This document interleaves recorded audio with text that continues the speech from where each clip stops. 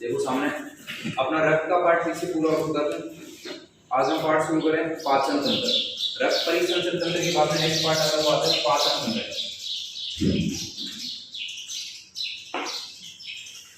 पाचन तंत्र digestion system. पाचन किसे कहते हैं, पाचन क्या होता है, सबसे पहले हमें ये पता होना चाहिए पाचन क्या होता है। तो भोजन का बड़े बड़े अणुओं से छोटे छोटे अणुओं में बदलना क्या कहलाता है, पाचन कहलाता है।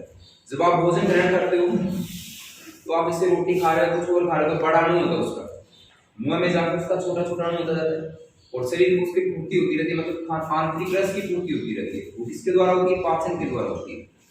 तो भोजन का बड़े बड़े अणुओं से छोटे छोटे अणुओं में बदलना ही क्या कहलाता है, पाचन कहलाता है। और अगर आपसे पूछे कि पाचन की क्रिया कहाँ पूर्ण होती है, तो मनुष्य में पाचन क्रिया कहाँ पूर्ण होती है, आहार नाल में। पाचन की क्रिया कहाँ पूर्ण होती है, आहार नाल में होती है। पाचन क्रिया कहाँ पे पूर्ण होती है, तो आहार नाल। अब बात करें आहार नाल में, तो वैसे देखो आहार नाल में किसका पाचन होता है, केवल कैल्शियम फास्फेट का पाचन होता है। आहार नाल में किसका पाचन होता है, कैल्शियम फास्फेट का। लेकिन आपसे पूछे कि पाचन क्रिया कहाँ संपूर्ण होती है, आहार नाल में होती है। अगर हम बात करें मनुष्य में आहार नाल कहाँ से होता है, तो मुख से शुरू होता है और गुदा तक पहुंचता है। आहार नाल, आहार का मतलब भोजन, नाल का मतलब रास्ता, भोजन का रास्ता क्या कहलाता है, आहार नाल होती है। तो पाचन क्रिया कहाँ पे पूर्ण होती है, आहार नाल में पूर्ण होती है।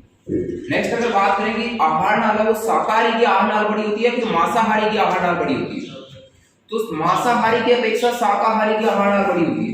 शाकाहारी जो मांस का सेवन नहीं करते कभी, शाकाहारी की आहार नाल क्या होती है, बड़ी, और मांसाहारी क्या होती है, छोटी होती है। मांसाहारी की आहार नाल कैसी होती है, छोटी। देखो पाचन किसे कहते हैं, तो भोजन का बड़े बड़े अणु से छोटे छोटे अणु में बदलना पाचन कहलाता है। कहां पे संपन्न होती है, आहार नाल में संपन्न होती है। आहार नाल शाकाहारी की आहार नाल मांसाहारी की अपेक्षा क्या होती है, बड़ी होती है। मनुष्य की बात करें तो मनुष्य में आहार नाल मुख से शुरू होती है और गुदा तक पहुंचती है। अगर बात करें मनुष्य की आहार नाल की लंबाई कितनी होती है, तो 10 से 12 मीटर होती है। मनुष्य में आहार नाल की लंबाई कितनी होती है, 10 से 12 मीटर लंबी आहार नाल होती है। अगर हम पाचन की बात करें तो मनुष्य के अंदर पाचन की क्रिया में कौन कौन से पार्ट है वो भाग लेते हैं।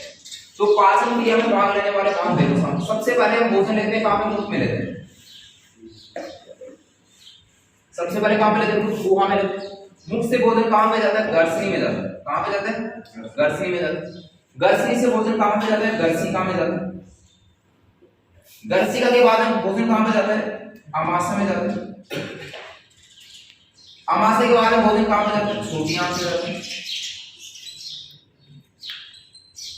छोटी आंत के बाद में भोजन कहां जाएगा, बड़ी आंत में जाएगा।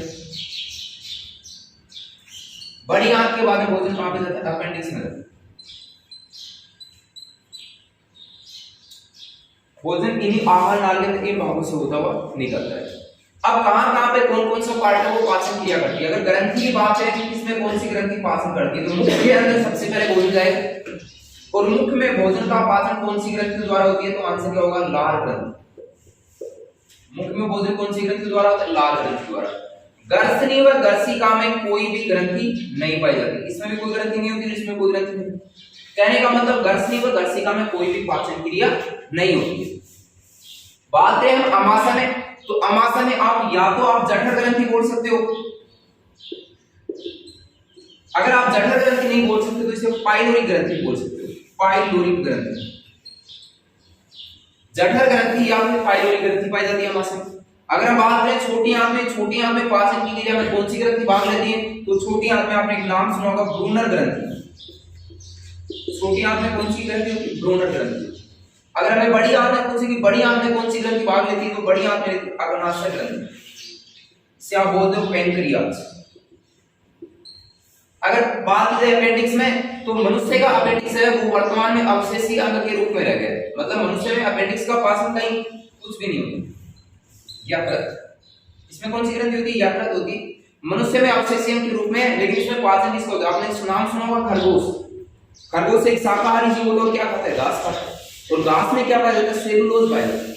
घास में क्या पाया जाता है, सेलुलोज पाया जाता है। तो खरगोश में जो सेलुलोज का पाचन होता है, मतलब घास का जो पाचन होता है वो किसके द्वारा होता है, अपेंडिक्स द्वारा होता है। लेकिन वर्तमान में मनुष्य का तो ये अवशेषी अंग के रूप में रह गए। तो अगर हम अंगों की बात करें, मनुष्य की बात करें, सबसे पहले यहाँ पे कौन सा पार्ट है, तो मुख हुआ, क्योंकि भोजन को मुख के माध्यम से अंदर लेते हैं। मुख के बाद में कहां पे रहते हैं? गर्सनी में, गर्सनी के बाद में गर्सिका में, गर्सिका बाद अमाशय में, अमाशय बाद छोटी आंत में, बड़ी आंत में और अपेंडिक्स में। वैसे मनुष्य में पाचन की क्रिया कहां पे होती है? छोटी आंत में। भोजन का सर्वाधिक पाचन और पूर्ण पाचन कहां पे होता है? छोटी आंत में। बड़ी आंत में पाचन की क्रिया नहीं होती, इसमें केवल जल का अवशोषण होता है। और अपेंडिक्स मनुष्य का अवशेषी अंग के रूप में रह गया, ये केवल खरगोश में घास का पाचन करता है। यहाँ तो कोई दिक्कत नहीं है। मुख में कौन सी ग्रंथि होती है? लार ग्रंथि द्वारा होती है। और बात करें मनुष्य में कितनी जोड़ी लार ग्रंथि पाई जाती है? तो 3 जोड़ी लार ग्रंथि होती है। गर्सनी व गर्सिका में कोई ग्रंथि नहीं होती। अमाशय में जठर ग्रंथि या फिर पाइलोरी ग्रंथि पाई जाती है। आपने नाम सुना होगा जठरस, कि पाइलोरी ग्रंथि से जठरस स्रावित होता है, जिससे 2 प्रकार के एंजाइम स्रावित होते हैं, पेप्सिन और रेनिन। तो कौन सी ग्रंथि है? जठर ग्रंथि या फिर पाइलोरी ग्रंथि। छोटी आंत में कौन सी ग्रंथि होती है? ब्रूनर ग्रंथि होती है। और अग्नाशयी रस और पीतरस दोनों अगर संयुक्त रूप से कहां पे मिलते हैं? छोटी आंत में मिलते हैं। कहां पे मिलते हैं? छोटी आंत में मिलते हैं, जिसे हम क्या बोलते हैं? एक तो सक्कस एकेरेसिस बोलते हैं इसे। छोटी आंत के अंदर एक तो अग्नाशयी रस और एक पीतरस दोनों संयुक्त रूप से आके मिलते हैं, जिसे बोलते हैं सक्कस एकेरेसिस बोलते हैं। दोनों कहां पे मिलते हैं? छोटी आंत में। बड़ी आंत में कौन सी ग्रंथि होती है? अग्नाशय ग्रंथि। और अपेंडिक्स कहां पे? अपेंडिक्स में कौन सी ग्रंथि होती है? यकृत, लीवर या फिर आप जिगर बोलते हो, वो कहां पे पाई जाती है? बड़ी आंत, अपेंडिक्स के अंदर पाई जाती है। अब इसके बाद में एक एक की बात करते हैं। सबसे पहले अपने पास में पार्ट कौन सा था? मुख गुहा। तो देखो सबसे पहले बात करते हैं मुख में पाचन।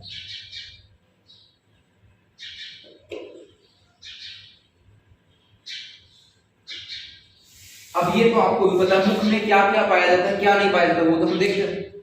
सबसे पहले आप भोजन मुख में ग्रहण करते हो तो भोजन से सबसे पहले कौन टकराता है? दांत। सबसे पहले क्या टकराते हैं? दांत टकराते होंगे। एक तो गया पहला पार्ट, इसमें क्या था? दांत। दांत के बाद जैसे ही आप मुख को खोलते हो, दांतों को ओपन करते हो, आपने क्या टकराती है? जीभ।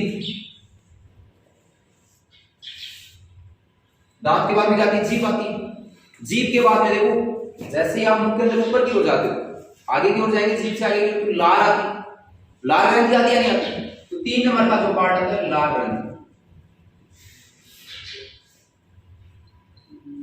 उसके बाद में भोजन को मुख से गर्सनी में धकेलने का कार्य करता है। कौन करता है? लार तो ग्रंथि, लार ग्रंथि तो करती नहीं है, ना ही दांत धकेलते आगे, ना ही आपसे जीभ धकेलती है। आगे एक पार्ट और होता है, वो होता है यवला।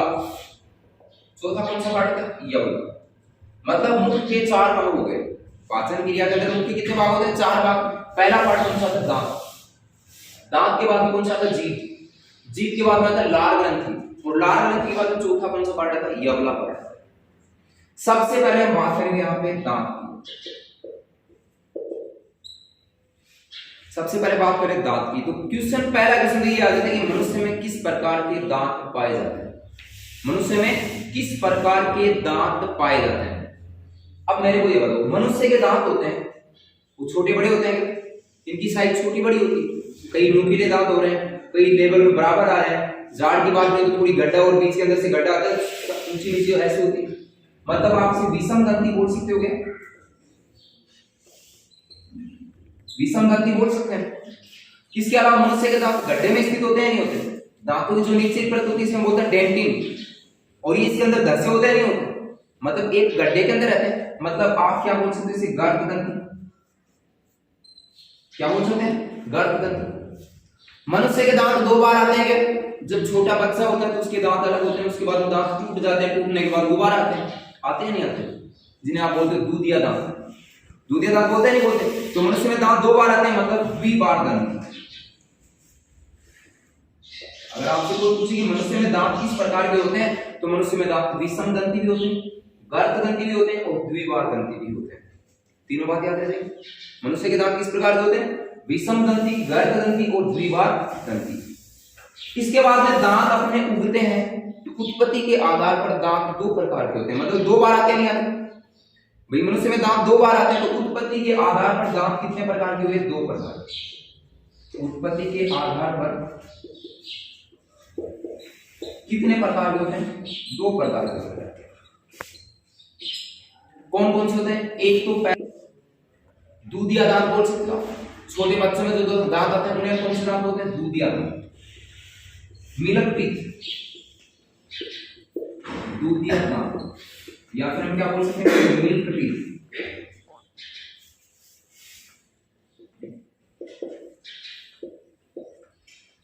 कितने होते हैं? इनकी संख्या कितनी होती है? 20 होते हैं छोटे बच्चों में दांत। कौन से दांत होते हैं? अस्थायी दांत। कौन से दांत होते हैं? अस्थायी दांत होते हैं। मतलब एक बार उग तो जाते हैं लेकिन फिर धीरे धीरे टूटते जाते हैं और टूट के नए दांत आते रहते हैं। कौन से दांत होते हैं? अस्थायी दांत। अगर दूसरी प्रकार की बात की जाए तो ये होते हैं वयस्क दांत। मनुष्य वयस्क हो जाता है उस टाइम इसमें दोबारा आते हैं नहीं आते? वयस्क दांत। वयस्क दांत की संख्या 20 तो अपने पास में पहले से है, लेकिन 12 दांत टूट के, ये 20 तो टूट के वापस आते हैं और 12 दांत अपने पास में ऐसे होते हैं जो पहली बार आते हैं और ये हमेशा कौन से होते हैं? स्थायी होते हैं। ये कभी टूटते नहीं है, टूट के दोबारा नहीं आते। मतलब स्थायी दांत कौन से हो गए? 12 वाले हो गए। 20 और 12 टोटल कितने हो गए? 32। 20 + 12 = 32। कौन से होते हैं भाई ये 12 दांत? कौन से होते हैं? स्थायी दांत। कौन से दांत होते हैं? स्थायी दांत। उत्पत्ति के आधार पर दांत दो प्रकार के होते हैं, एक तो होता है दूधिया दांत और एक कौन सा होता है? वयस्क दांत। अब देखो, अगर इन दांतों को आप 20 दांत कौन कौन से किस तरीके से होते हैं और ये 32 दांत कौन कौन से होते हैं किस तरीके से होते हैं, मतलब इनको इनके कार्य के आधार पर अलग अलग बांटा गया और इनके कार्य के आधार पर ये छोटे बच्चों का दंत सूत्र अलग आता है और वयस्क का दंत सूत्र अलग आता है। मतलब हम एक सूत्र के माध्यम से आप हमें याद रख सकते हैं। एक तो आता है देखो छोटे बच्चे का दंत सूत्र, छोटे बच्चे का दंत सूत्र। और छोटे बच्चे का दंत सूत्र कौन सा होता है? तो ये होता है 2102 बटे 2102 गुना में हम इसे क्या बोल सकते हैं? 2। 2102 बटे 2102 गुना में क्या बोल सकते हैं? 2। और अगर आपसे पूछे कि वयस्क का दंत सूत्र, वयस्क में दंत सूत्र क्या होता है, तो ये होता है भाई 2123 बटे 2123 और इनटू 2। देखो सामने छोटे बच्चे में दांत टोटल कितने होते हैं? 20 होते हैं। 20 ही होते हैं। 2 और 1 3, 3 और 2 5, 5 ही नीचे हो गए। 5 और 5 कितने हो गए? 10। 10 को 2 से गुणा करें 20। बने नहीं बने पूरे भाई? 2 और 1 3, 3 2 5, 5 और 5 10 हो गए। 10 को 2 से गुणा करें 20 दांत पूरे हो गए।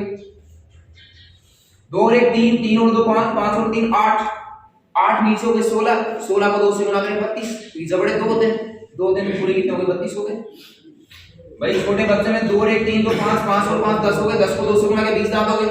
वैसे की बात में 2 और 1 3, 3 2 5 3 8, 8 से 16, 16 को 2 से गुणा करके कितने हो गए? 32। वैसे में टोटल कितने हो गए? 32 हो गए। यहां तक समझ में आया है नहीं है? अब ये जो दंत सूत्र बनाया वो कार्य के आधार पे बनाया। कहने का मतलब कार्य के आधार पे दांत कितने प्रकार के होते हैं? 1 2 3 और 4 हो गए क्या? पहला पार्ट ये रहा, दूसरा पार्ट ये रहा, तीसरा पार्ट ये रहा, चौथा पार्ट ये रहा। मतलब कार्य के आधार पर दांत कितने प्रकार के होंगे? 4 प्रकार के होंगे। कार्य के आधार पर दांत कितने प्रकार के होंगे? 4 प्रकार के होंगे। अब देखो सामने कैसे होते हैं कार्य के आधार पर 4 प्रकार के, वो देखते हैं। तो यहीं पे एक बार पढ़ा है सबसे आपके पास में कार्य के आधार पर दांतों के प्रकार निकलते हैं।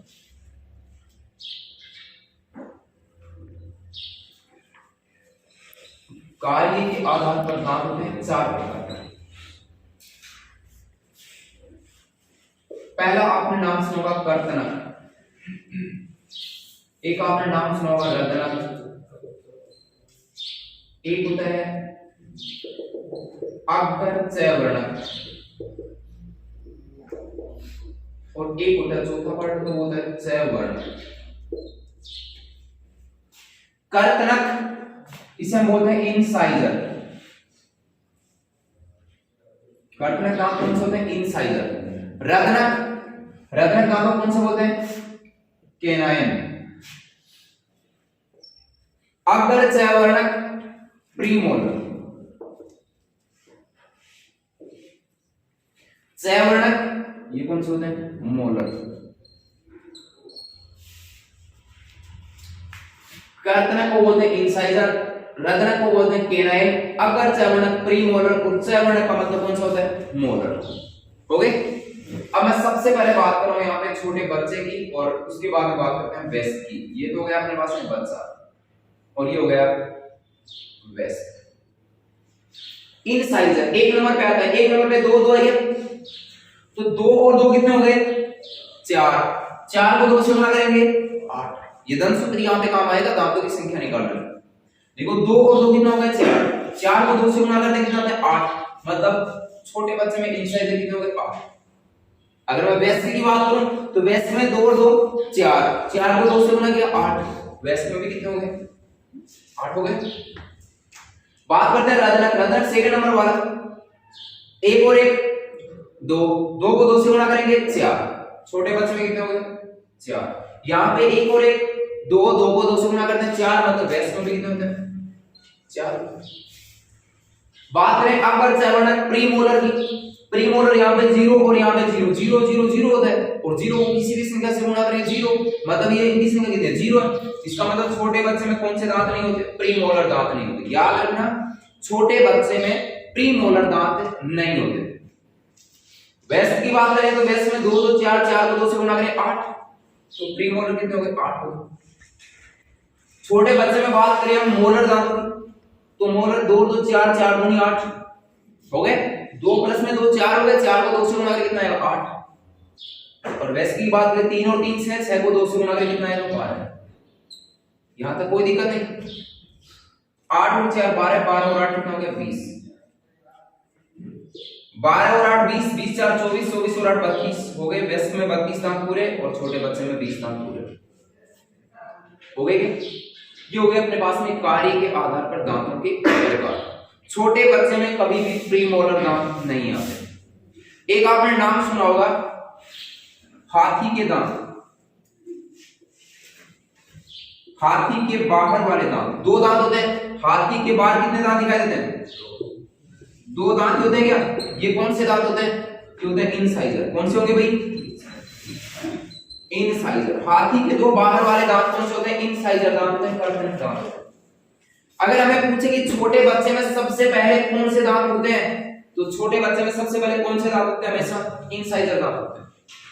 छोटे बच्चे में सबसे पहले कौन से दांत होते हैं इंसाइजर दांत होते हैं। आपने देखा होगा नीचे वाले ऊपर वाले सामने वाले दो ये दांत होते हैं ज्यादा। तो छोटे बच्चों में सबसे पहले कौन से दांत आते हैं इंसाइजर। नेक्स्ट पे अगर हम बात करें तो चूहा होता है। चूहा वस्तु को कुतरता है क्या, अरे भाई चूहा वस्तु को कुतरता ही तो है, चूहा खाता कभी नहीं। आपने देखा होगा जैसे इस कागज के लगा हो तो क्या वो कागज खा रहा है क्या, वो इस कागज को कुतरता है। बस कपड़े के लग जाता है, कपड़ा खाता थोड़ी, वो कुतरता है। तो चूहा वस्तु को कुतरता है, क्यों कुतरता है चूहा वस्तु को क्यों कुतरता है, अपने इंसाइजर दांतों की लंबाई कम करने के लिए। चूहा वस्तु को क्यों कुतरता है, क्योंकि चूहे के तो आगे वाले दांत होते हैं वो इंसाइजर दांत होते हैं, और वो इंसाइजर दांत होते हैं वो बहुत अधिक मात्रा में उसकी प्रोग्रेस करते हैं, मतलब लंबाई उसकी बहुत अधिक बढ़ती है। अगर वो वस्तु को कुतरना बंद कर देगा तो उसकी इंसाइजर दांतों की लंबाई और बढ़ जाएगी, और जब लंबाई बढ़ जाएगी तो उसका मुख बंद ही नहीं होगा, मुख खुला ही रहेगा। तो चूहा वस्तु को क्यों कुतरता है, अगर आपके पास में क्वेश्चन हुआ ऐसा तो क्या होता है आंसर, इसका क्या होगा इंसाइजर दांतों की लंबाई कम करने के लिए। चूहा अपने इंसाइजर दांतों की लंबाई कम करने के लिए वस्तु को कुतरता है। एक क्वेश्चन और याद रखना चूहे पे, कि चूहे में एक नाम सुना होगा आपने कंगारू चूहा। कंगारू चूहा ऐसा कौन सा चूहा जो आजीवन पानी नहीं पीता, ऐसा कौन सा चूहा है जो आजीवन पानी नहीं पीता, तो आंसर क्या होगा कंगारू चूहा। एक पीयूष ग्रंथि से हार्मोन स्रावित होता है ATH hormone, anti diuretic hormone.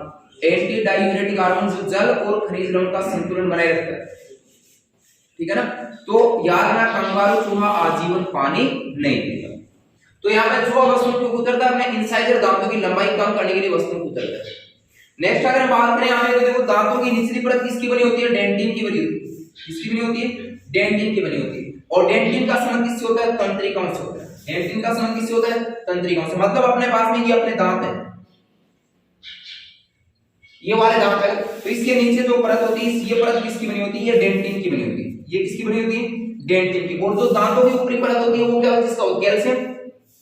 जो दांतों का ऊपरी परत होती है ये दांतों एनेमल होता है, कठोर भाग। दांतों का सबसे कठोर भाग कौन सा होता है, एनेमल ही होता है। दांतों की ऊपरी परत को एनेमल कहते हैं। और एनेमल किसका बना होता है, कैल्शियम फास्फेट का बना होता है, नहीं बना। एनेमल किसका बना होता है, कैल्शियम फास्फेट का बना होता है क्या। दांतों की ऊपरी परत एनेमल होती है, और एनेमल कंकाल तंत्र का सबसे कठोर भाग एनेमल ही होता है। और दांतों की ऊपरी परत को एनेमल कहते हैं, जो किसकी बनी होती है, कैल्शियम फास्फेट की, और कुछ मात्रा में कैल्शियम कार्बोनेट CaCO3 भी होता है। और ये जो निचली परत डेंटिन होती है, इस डेंटिन का संबंध किससे होता है भाई, तंत्रिकाओं से होता है। इसका संबंध किससे होता है, यहाँ पे तंत्रिकाओं से होता है। और ये जो तंत्रिका होती है संवेदना पहुंचाने का कार्य करती है। आपके दांतों में कभी दर्द होता है, उस दर्द की अनुभूति किसके कारण होती है? इन तंत्रिकाओं से जुड़ी होने के कारण होती है। तंत्रिकाओं की अनुभूति, तंत्रिका जुड़ी होने के कारण ही दांतों में दर्द की महसूस होती है, दर्द की अनुभूति होती है। एक आप रोज दातुन करते हो, तो दातुन करने का मुख्य उद्देश्य क्या होता है? आप दातुन क्यों करते हो? मुंह में बदबू रोकने के लिए।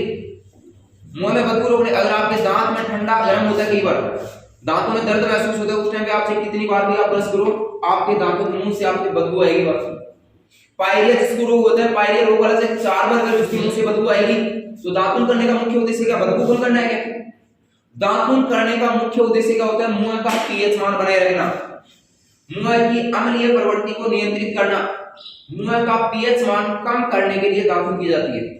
और पीएच मान जैसे जैसे कम होता जाएगा वैसे वैसे कम हो जाएगा। भाई मुंह का पीएच मान है, अगर मुंह ज्यादा अम्लीय प्रवृत्ति का हो जाएगा तो भी दिक्कत, ज्यादा क्षारीय प्रवृत्ति का हो जाएगा तो भी दिक्कत। तो मुंह के पीएच मान को बनाए रखने के लिए क्या किया जाता है? दातुन किया जाता है। ये अपने इससे ज्यादा दांतों से कुशल नहीं बनते। दांत कितने प्रकार के होते हैं? 2 प्रकार के, उत्पत्ति के आधार पर और कार्य के आधार पर कितने प्रकार के होते हैं? 4 प्रकार के। ज्यादातर कार्य के आधार पर दांतों की संख्या से कुछ ना ज्यादा है। दांत के बाद मैंने आपको क्या बताया? दांत के बाद में जैसे हम चलते हैं तो क्या आती है? जीभ। दांत के बाद में जैसे ही चलते हैं तो क्या आती है? जीभ। देखिए जीभ की बात करते हैं, का पार्ट आता है। और भाई जीभ का पार्ट हम करेंगे नेक्स्ट क्लास में। कल की क्लास में आपका पाचन तंत्र और पूरा नेक्स्ट हो जाएगा।